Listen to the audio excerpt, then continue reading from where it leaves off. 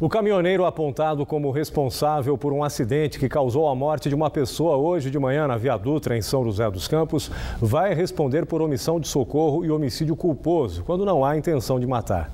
Segundo a Polícia Rodoviária, a carreta que ele dirigia bateu em um carro ao mudar de faixa.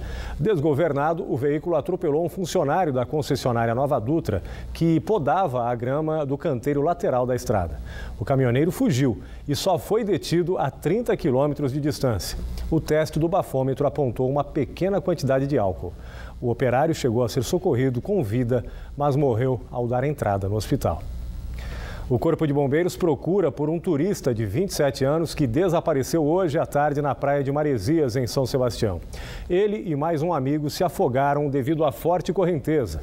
A foto aí mostra o resgate de uma das vítimas, de 23 anos, que foi socorrida por um surfista.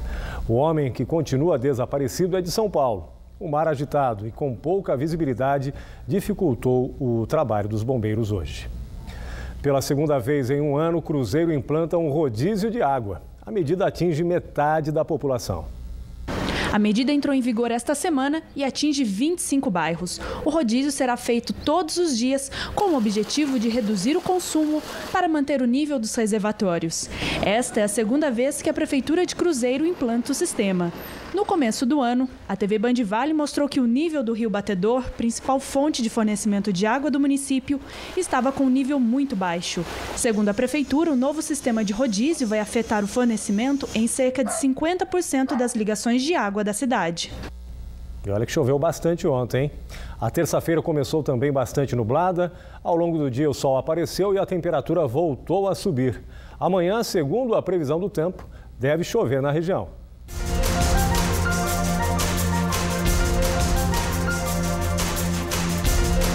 Na Serra da Mantiqueira, a quarta-feira vai ser de céu encoberto, com curtos períodos de melhoria e chuva forte no final da tarde.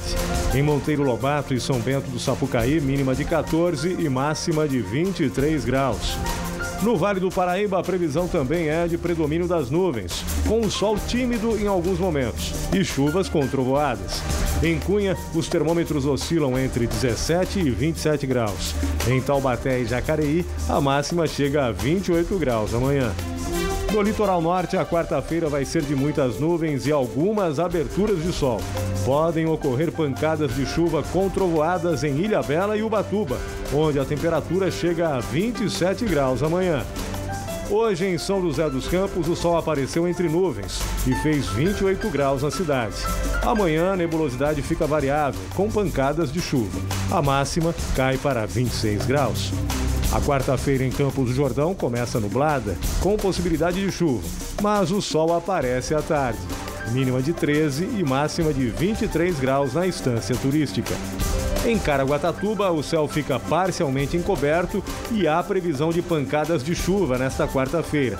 Mínima de 20 e máxima de 27 graus, ondas de 2 metros de altura e ventos acima de 3 quilômetros por hora. Polícia Civil procura 2 homens que furtaram um restaurante na madrugada de hoje em São José dos Campos. A ação foi gravada por câmeras de segurança.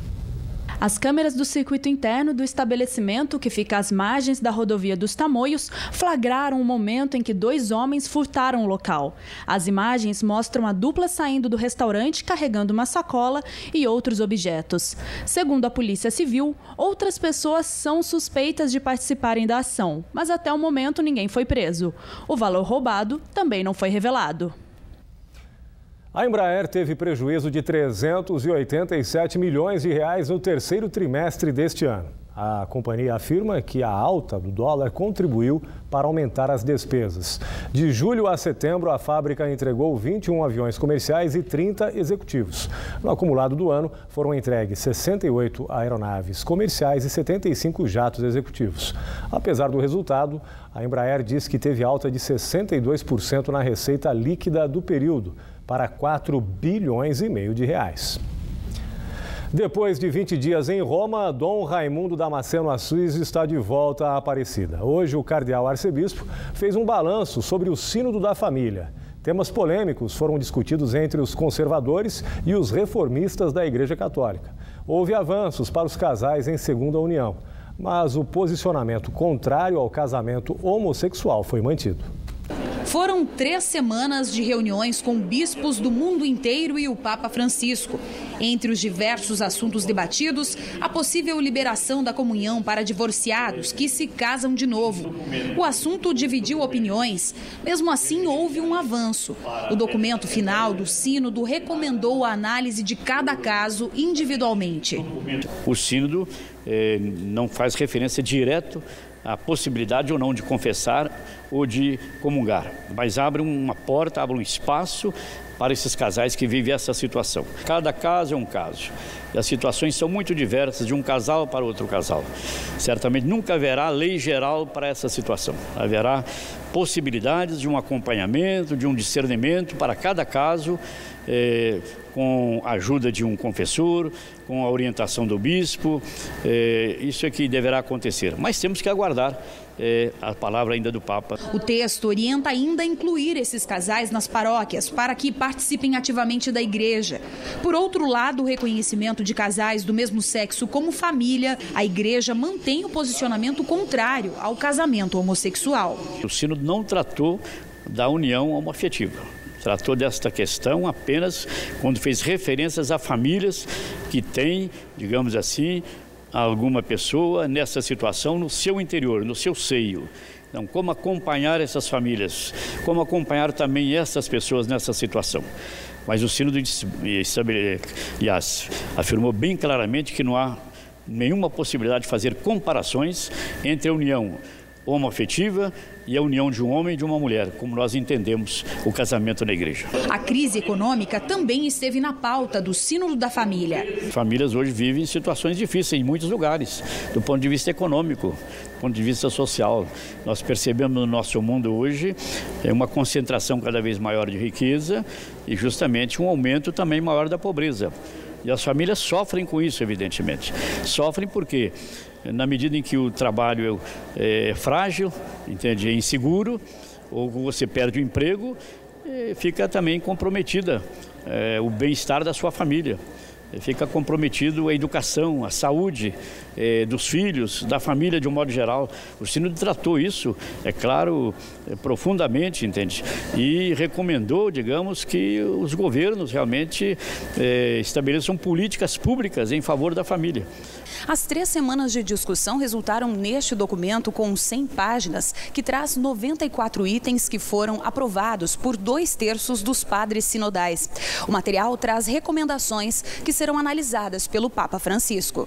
A igreja aguarda o posicionamento do Papa e, principalmente, orientações sobre a melhor maneira de colocar em prática o relatório final, que traz a visão de bispos dos 5 continentes sobre os principais temas que afetam a família moderna. O Sínodo não é deliberativo, o Sínodo é consultivo.